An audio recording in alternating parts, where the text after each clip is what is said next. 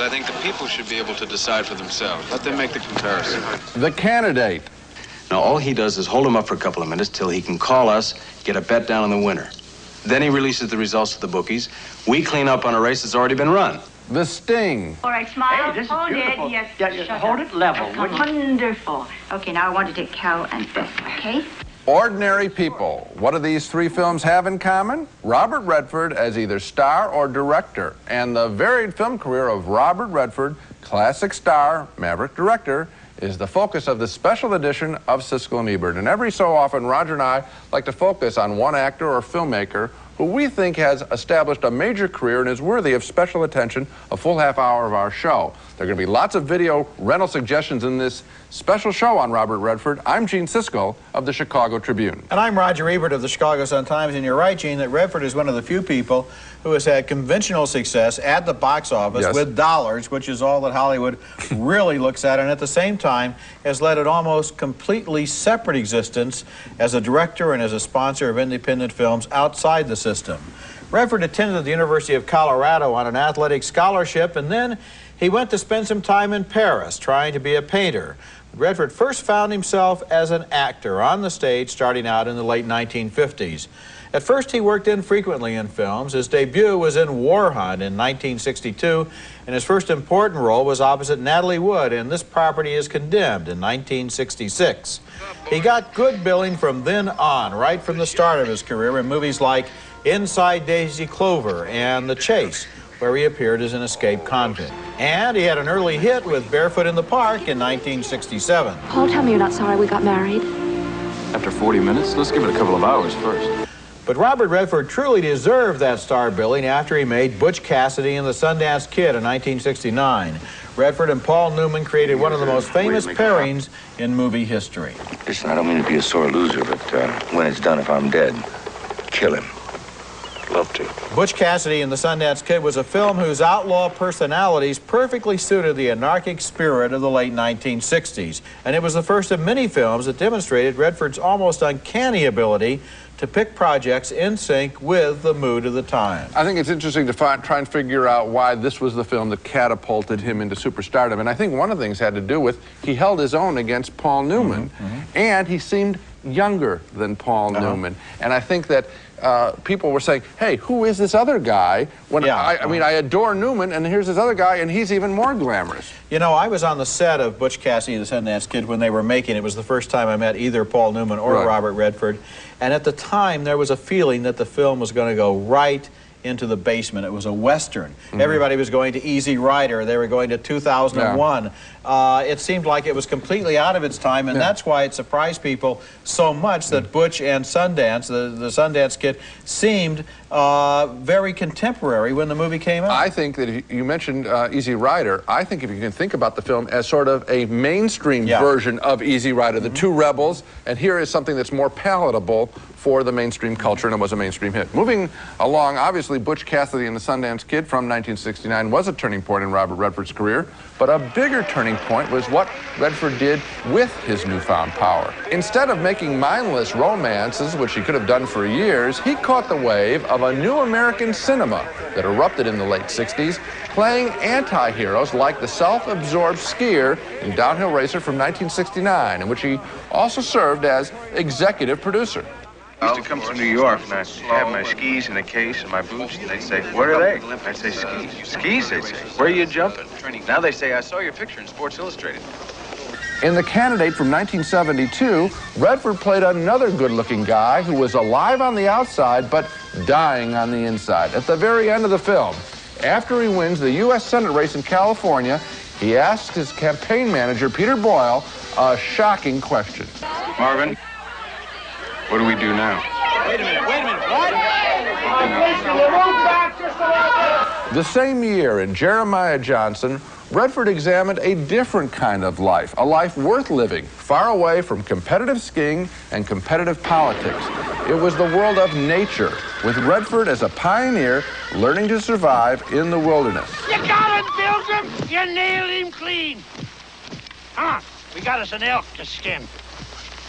Those are three very good films, and I remember interviewing Redford at the time for an article I called more than a pretty face. This is 20 years ago. He pointed out to me that he was the one that was using his beautiful exterior to show the uncertainty of a man underneath. He hired director Michael Ritchie for Downhill Racer and The Candidate. He wasn't just being a hunk for hire and used by him. Redford was the storyteller. He held the strings, and he was confident enough in himself, if you think about it, to play complicated, less than perfect characters. Bigger box office success would come later in his career, but this was a great time for Robert Redford. And really, Roger, you and I know there are a lot of hunks in Hollywood who are so scared to death to show cracks in the armor, and he did it early on. The funny thing is that he discovered something that a lot of the great stars have discovered, and that is, if you really have a good project, you can forget about your image, and if you have a bad project, it's not going to do your image any good, no matter how good it might look on the page. When we come back, Redford's glory years, when he made one enormous hit after another. Friends like Mark's hooker. You know how easy it would be for one of Lonigan's guys to get you? Ray, all we need is a couple of days, and we can get the son of a bitch and nail him. Redford and Newman back again and together again in The Sting, continuing this special program on the career of Robert Redford. The Sting was made in 1973 and once again directed by George Roy Hill, who teamed them up for the first time in Butch Cassidy and the Sundance Kid. Redford was good in The Sting, but he was coasting. It was a role he could play very easily, and maybe he knew that because he went on to play a series of very different characters in a series of 3 more box office successes.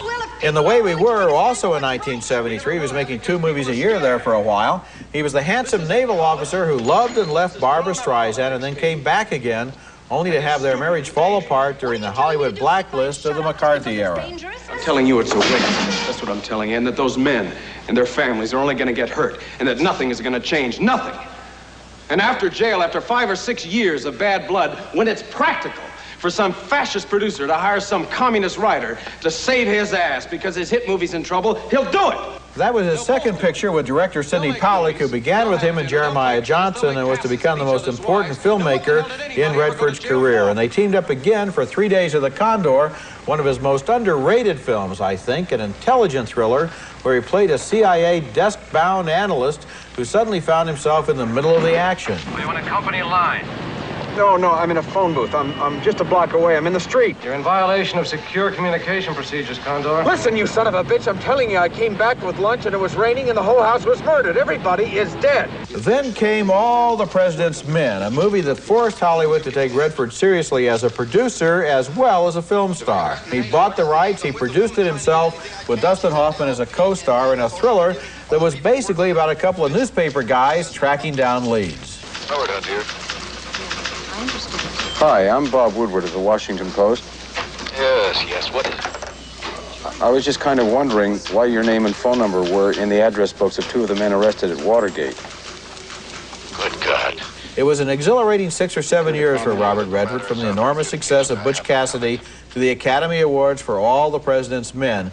And he seemed to move during that period from a good-looking movie star to one who insisted that we take him seriously. All of my life, he once said, I've been dogged by guilt because I feel there is this difference between the way I look and the way I feel inside. Maybe he was still burning from the label pinned on him when he first came to Hollywood. He's just another California blonde, they used to say. That was the famous line that was quoted against him in William Goldman's book about the screen trade. After All the President's Men, there wasn't anybody left who subscribed to that opinion. Oh, and I think also his best films are about the differences. I tried to say before, those early films, The Candidate, Downhill Racer, the difference between the looking on the outside and what is inside the man. I think when the history of his career is written, that the highest point probably will be what he did with All the President's Men. Because here was a film, I mean, he completely astonished the public by buying this book and making it into a great project. And it was a thrilling film, and I think it also had the impact of solidifying political change that was going on in the country. It's a tremendous achievement. You know, one thing that we might mention here, as I think back over all these films he made during this period, there's not a single film there in which he plays a conventional romantic lead. Even when he is the handsome guy in the Navy uniform and the way we were, even then, it's real complicated. And he's not a particularly nice guy. No, he isn't. He's a very troubled guy. So it's almost as if he must have deliberately been turning down screenplays where he would simply be a sex object on the screen. Okay, coming up next, Robert Redford's career takes him in new directions in front of and behind the camera.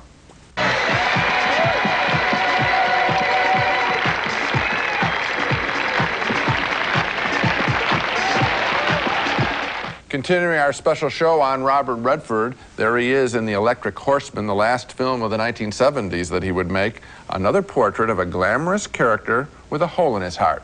And kind of like his cowboy character in that film, during the 80s, Redford didn't seem to be taking performing all that seriously. Now we're going to look at sort of the downside of his career after that great burst of energy in the 70s. He would star only in 4 films during the 1980s, preferring to direct and produce and develop his student filmmaking Sundance Institute instead. But for the record, let's consider these performances in the 80s, starting with one of his worst, maybe his worst, in Brubaker, 1980. He played a warden who went undercover to expose corruption within the prison system. But in a terrible concession to his stardom, he wouldn't cut his golden locks in a prison haircut. Can you imagine Robert De Niro doing that? What's it be, my man? Leave the ears. Much better was his performance in The Natural from 1984, a dreamy, more life-affirming version of Bernard Malamud's dark baseball story.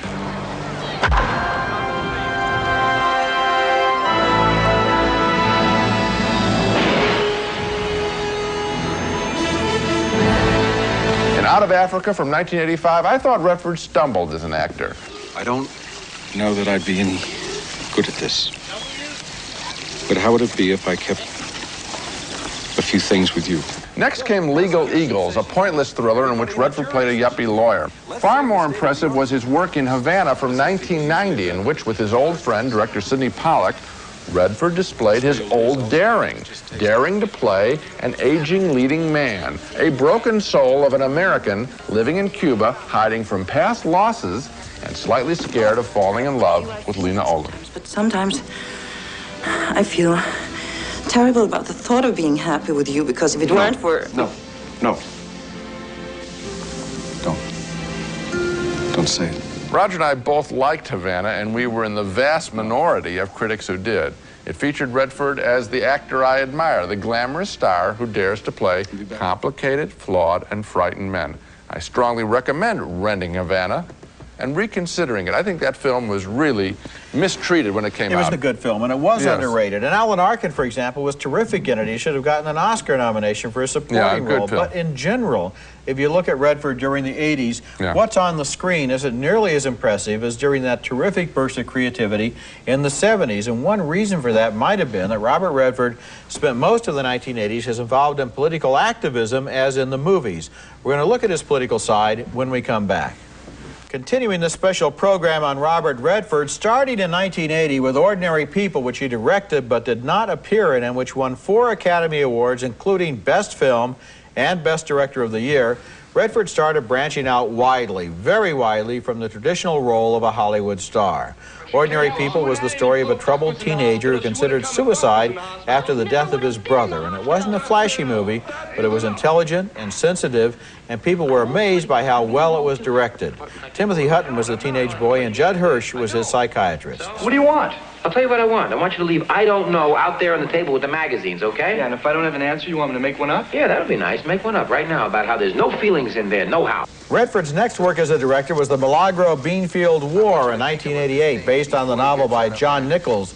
It was a film that mixed reality and fantasy in the story of a peasant who went up against a big corporation because he didn't see why he couldn't use their water to grow some beans. All I know is I'm not going to go north like my dad and pick somebody else's beans for $2 an hour. Neither one of us gave thumbs up to the Milagro Beanfield War. I felt that the realistic and the magical elements in the story didn't really fit together, but it was an interesting, offbeat kind of project to try, and it was typical of a lot of the things that he did during the 1980s. He was living and working during the decade on his famous spread in Sundance, Utah, and from there he began an ambitious plan to try to encourage the spirit of independent filmmaking, by which I think he would mean films that were made outside of the usual financing and distribution channels based in Hollywood. Other people have analysis, he once said, but I have Utah. And from there, maybe he thought that the movie industry could use his kind of therapy. In Park City, Utah, he founded and supported the Sundance Film Festival, which has grown into America's most important showcase for independent films. Such titles as Sex, Lies, and Videotape and Metropolitan were premiered there. And at Sundance every summer, he invited new directors and writers to work with established veterans in writing and filming workshops. Some films that began life at Sundance include Impromptu, the story of the 19th century novelist George Sand, who dressed like a man and broke all of the rules. I am your slave, and you have summoned me with your music. Smooth Talk, with Laura Dern's brilliant performance as a young girl seduced by a smooth-talking stranger. I'm Arnold Friend, and that's my real name, and that's what I want to be to you. A friend. And A Dry White Season, the story of a black man's murder in South Africa and his employer's attempt to find out what happened. I will take your case. I will take your case if only to make it abundantly clear how justice in South Africa is misapplied when it comes to the question of race. It's one thing to try to appear in worthwhile films. It's another thing to try to produce them and direct them. Redford has done all of those things, but when it comes to actually supporting other independent filmmakers on their projects, this star, who doesn't even live in Hollywood, has done more than any dozen industry insiders to put his money where his mouth is. Every summer, unknown would-be filmmakers come to Sundance to work on their projects, and every winter, they and others with the same spirit come to Park City to premiere them. And those two programs, backed by Robert Redford, do more to open up opportunities for unestablished and unconventional movie makers than anything else I can think of by anybody else. A one-man force to really encourage this kind of independent spirit. You know, a lot of people have made staggering sums of money in the entertainment business, and the stories are full of all the stars who bought land, big pieces of land in California. Now they're worth $500 million, and people say, well, Montana, they bought a lot of land in Montana. Wasn't that great? You know, they own land in Beverly Hills or something.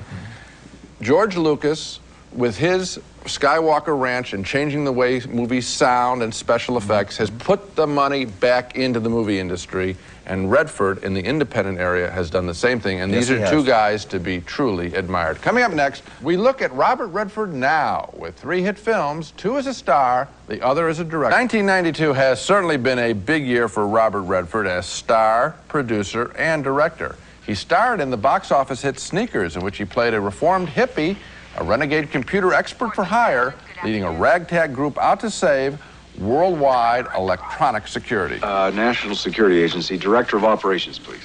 Redford also produced a film in 1992, Incident at Oglala, a well-meaning but dreary documentary about a government scandal at the Pine Ridge Indian Reservation.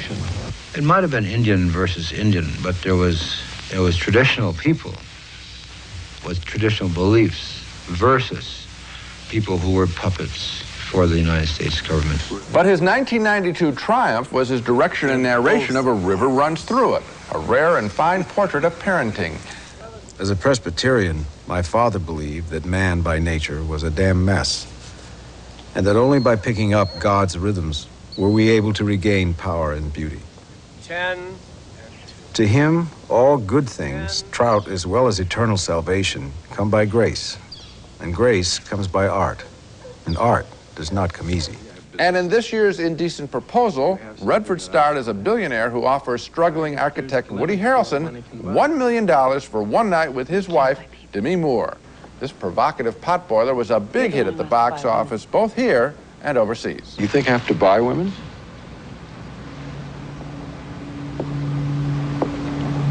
Why me, then? I bought you because you said you couldn't be bought.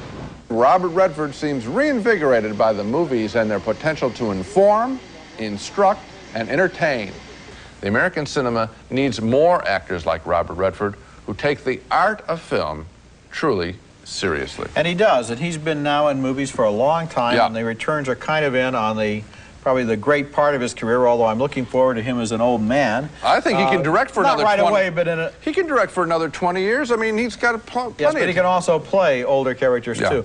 One thing that I think we really have to address head-on is the issue of the fact that he's so good-looking. Yeah, I know. This is a handicap in our society. I've seen it, and you've seen it. It's really better to look like we look. You get along, you make friends more easily. You get along. Everybody, doesn't bother you on elevators. The fact is, somebody who is as good-looking as Robert Redford has his work cut out for him, being taken seriously and being allowed to play roles that aren't simply the leading man. And he has struggled with that over all of these years successfully, and he has overcome it.